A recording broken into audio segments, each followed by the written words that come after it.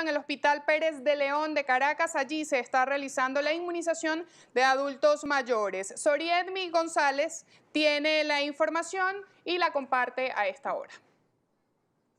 Bien, Soriedmi más adelante nos va a dar todos los detalles de lo que allí se está registrando. Vamos a otras noticias destacadas para el momento. Expertos en bacteriología insisten en recomendar el uso del tapabocas para evitar los contagios por COVID-19. Milady Travieso con los detalles. Gracias por el contacto. A propósito del repunte de los casos por COVID-19 que se registran en el país, es importante que los ciudadanos conozcan cómo se debe usar adecuadamente el tapabocas y cuál usar. Por eso, como ven en el lente de Juan Carlos Duarte, hay diferentes tipos de mascarilla, como la quirúrgica, la higiénica, la mascarilla respiratoria o también conocida como la N95 y la que se hace en casa, que es la de tela. Y para ampliar esta información, a mi lado se encuentra la licenciada Lourdes Moronta, quien nos va a ampliar todos los detalles de las mascarillas y cuál deberíamos usar. Bueno, la mascarilla más indicada ahorita que estamos en una segunda ola sería la N95 o en su defecto la FFP2 o P3, que son las que nos brindan mayor protección, tanto a nosotros como usuarios, como a las personas que nos rodean. ¿Cuánto tiempo debería usar una persona la mascarilla? Lo indicado para usar una mascarilla es que tú la usas y la desechas. Si la vas a usar, mínimo debería ser unas 6-8 horas, después se descartan. Pero habrían ciertas indicaciones, si puede, para darle un poquito más de vida útil a nuestras mascarillas. Actualmente se ve mucho que se usan las mascarillas de tela. ¿Cuáles son las recomendaciones a la hora de desinfectarlas? Bueno, nuestras mascarillas de tela debemos de lavarlas con agua y jabón, el agua con una temperatura más o menos de 60 grados, y si podemos tener 3 tapabocas en casa, de manera que dejemos secar nuestro tapaboca lo máximo posible y ir alternando nuestros tapabocas para que así entonces le demos más larga vida a nuestro tapaboca. Muchas gracias. Escuchaban palabras de Lourdes Moronta, quien reiteraba que se debe usar adecuadamente el tapabocas y además recomendaba el uso de la mascarilla N95, que es la mascarilla, como la conocemos, la mascarilla respiratoria, debido a que esta nos protege más ante el COVID-19. Toda esta información será ampliada más adelante. Por lo pronto retornamos el contacto contigo al estudio. Gracias, Milady Travieso, por la información. Ahora sí, vamos al Hospital Pérez de León de Caracas, donde, como dije al inicio del noticiero, se está realizando la inmunización de adultos mayores. Soriedmi González tiene los detalles. Buenas tardes, gracias por el contacto. A esta hora de inmediato nos encontramos desde las instalaciones del Hospital Ana Francisca Pérez de León 2, ubicado en Petare, municipio Sucre del estado Miranda, donde este día ya inició las jornadas de vacunación a los adultos mayores. Observan ustedes a quienes han acudido hasta este espacio para recibir la primera dosis de la vacuna rusa Sputnik V. Es importante destacar que, de acuerdo a lo anunciado por el Instituto Venezolano de los Seguros Sociales, estos serían contactados a través del sistema Patria. Hablando con algunos de ellos, nos comentaban que recibieron una llamada telefónica en nombre del sistema Patria para confirmar que asistirían a este centro hospitalario para recibir su vacuna. También es importante mencionar que la directora del Eje Metropolitano de Salud del Estado Miranda, la doctora María Isabel Álvarez, se comentaba que esperan vacunar alrededor de 900 adultos mayores durante estas primeras jornadas de vacunación, que también se están realizando en este momento en otros centros hospitalarios del Estado Miranda, iniciando pues ofreciendo atención a los adultos mayores, que son los más vulnerables durante la pandemia. Con esta información y las imágenes de estos adultos mayores, nosotros vamos a retornar el contacto, recordando que vamos a ampliar esta información en las siguientes emisiones. Gracias, Soriedmi, por la información. Seguimos hablando de la pandemia. ¿Cuánto le cuesta al venezolano protegerse del coronavirus? Esta interrogante la va a responder Giselle Quintana, quien ha consultado la opinión de algunos venezolanos que han tenido que hacer una importante inversión en tapabocas, guantes, alcohol o mascarillas. Sí, buenas tardes en el estudio y a todos los que sintonizan Noticias de Globovisión a esta hora. Así es, ante el incremento de casos de COVID-19 en el país que sobrepasan los 1.600 diarios y la llegada de la variante brasileña, los venezolanos han tenido que extremar las medidas de bioseguridad para evitar contagiarse de coronavirus. Es por ello que nosotros pudimos conversar con el presidente de la Cámara de la Industria Farmacéutica, Cifara, Tito López, y también presidente de Funda Farmacia, quien nos detalló que el venezolano actualmente necesita de 35 millones de bolívares a 42 millones de bolívares para poder protegerse del COVID-19. Veamos. Cuando revisamos el costo o consumo de lo que tiene que hacer el ciudadano común para mantener una buena higiene ante el COVID-19 o una buena prevención a diario, vemos que tiene que adquirir insumos como gel, alcohol y mascarillas. Hablamos de un precio promedio en el caso del gel de 60 ml entre 3 millones de bolívares soberanos a 3 millones 100 mil bolívares soberanos. Una mascarilla entre 300 a 304 mil bolívares soberanos. Y si lo llevas al alcohol de 120, dependiendo la marca, puede estar entre 4 millones y medio a 5 millones 100 mil bolívares soberanos, ¿no? Esto te puede dar, dependiendo, las mascarillas si utilizas 3, 4 semanales y viendo el consumo de alcohol o sustituyes el alcohol por el gel, pudiera estar entre 35 millones de bolívares soberanos a 42 millones de bolívares soberanos, dependiendo también el núcleo familiar, el número de personas que estén en el hogar, pues. Eso va a depender de todo esto. Hay algunos que compran alcohol en galón, alcohol de 120. Eso va a depender también de la cantidad de gente que habita en casa. La venta de guantes, tapabocas y hasta mascarillas antifluidos también ha llegado hasta el comercio informal y estas se ofrecen a $1. Este es nuestro aporte para Noticias de Globovisión a esta hora y con ello devolvemos el pase al estudio. Gracias, Giselle Quintana, por la información. Vamos al estado Bolívar. Allí se realizan despliegues de seguridad para la supervisión de la cuarentena radical como parte del plan de contención contra el COVID-19. La Policía del Estado Bolívar se encuentra permanentemente en más de 170 puntos de control en el municipio de Caroní.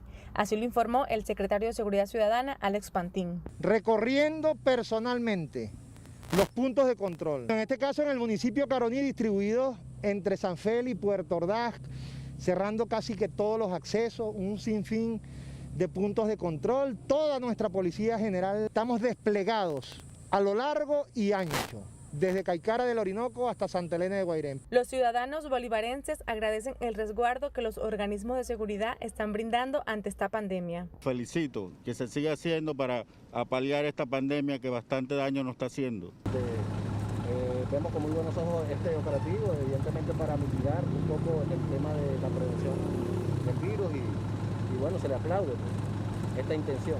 El secretario de Seguridad Ciudadana manifestó que el horario de circulación peatonal y vehicular en la entidad es hasta las 12 del mediodía. Pantín informó que la Secretaría de Seguridad Ciudadana cuenta con una unidad de apoyo para el traslado de las personas que contraigan el virus y necesiten atención médica. Desde el estado Bolívar, Grecia Brazón, Globovisión.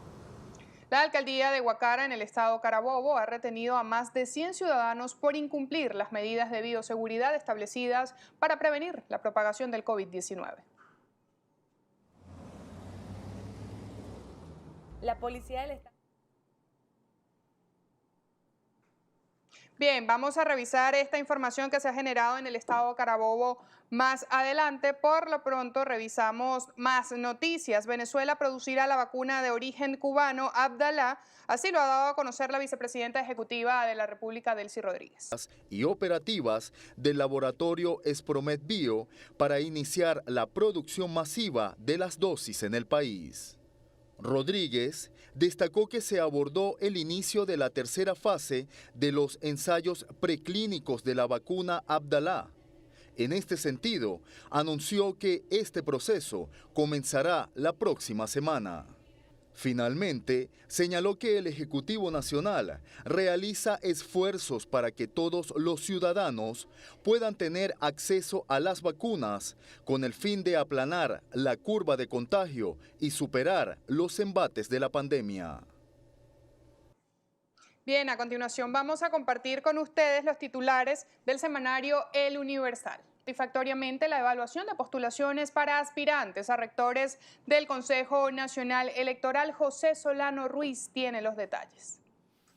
Así es, Francis, agradecido por el presente enlace informativo. Como tú bien lo mencionas, ya hubo un pronunciamiento por parte del presidente del Comité de Postulaciones Electorales de la Asamblea Nacional, Giuseppe Alessandrello, refiriéndose específicamente a la evaluación de los postulados a ser rectores del Consejo Nacional Electoral. Entre las palabras que destacaba, aseguró que 38 postulaciones avanzarán de acuerdo a las 44 que ya habían recibido con respecto a esta segunda fase de postulaciones, tomando en consideración que luego de haber sido aprobado por parte de la plenaria de la Asamblea Nacional, se aprobó un segundo proceso de postulaciones, dado que según el ambiente también de la pandemia no se logró realizar, o algunos sectores no lograron realizar las postulaciones ante el comité de postulaciones. Es importante también que recalquemos que luego de que se realice este proceso, que se presenten la lista de estos 38 candidatos que avanzan al siguiente proceso, se abrirá un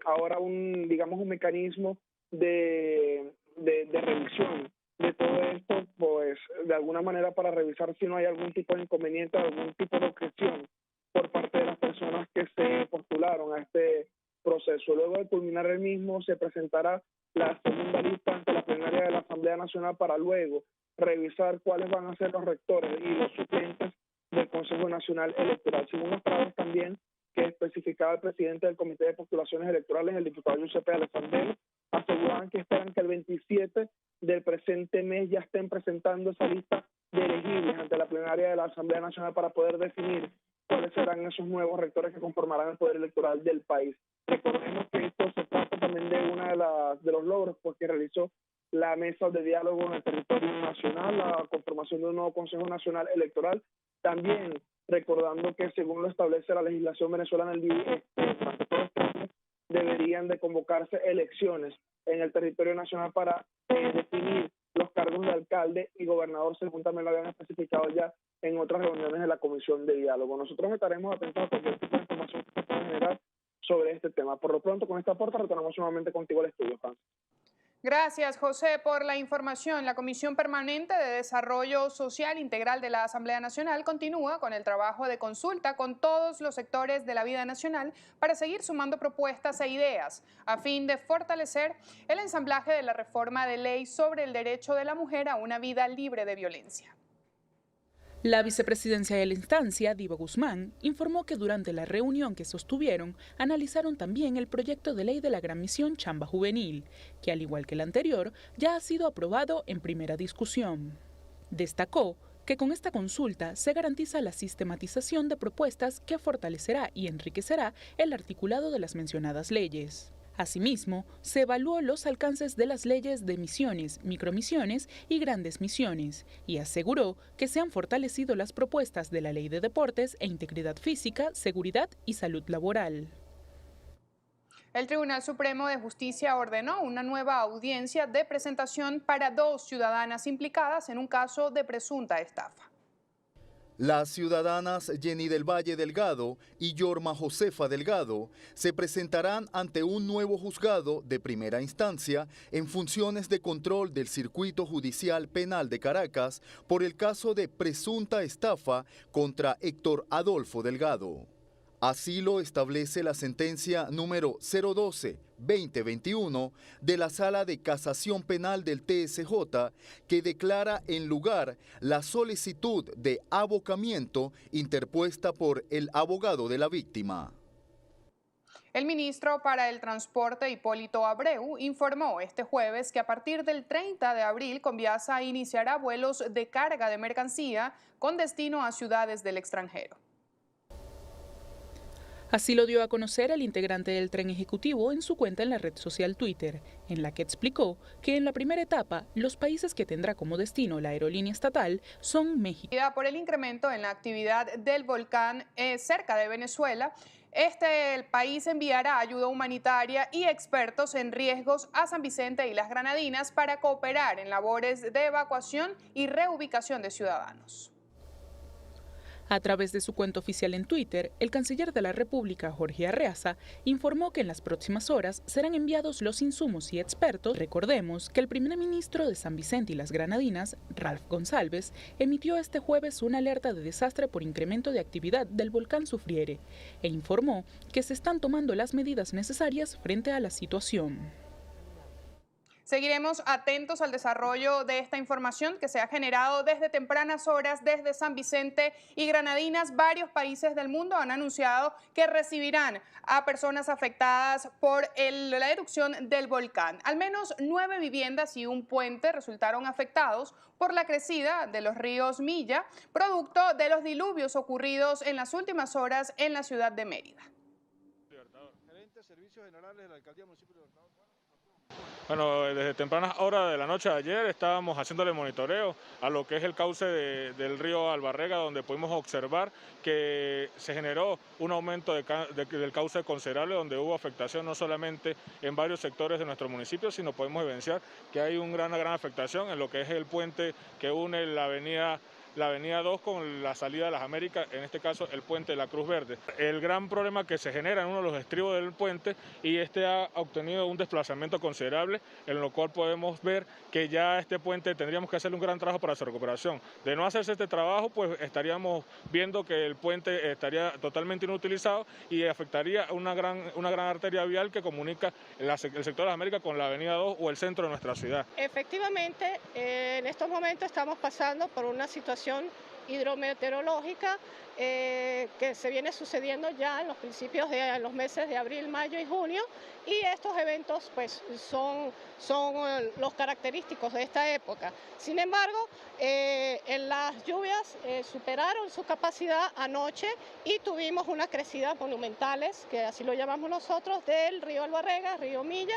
Y socavó las bases principales de la vivienda, ocasionando su colapso. Tratar de salvar los enseres y resguardarnos. Y bueno, esperamos por ahí la ayuda de los organismos competentes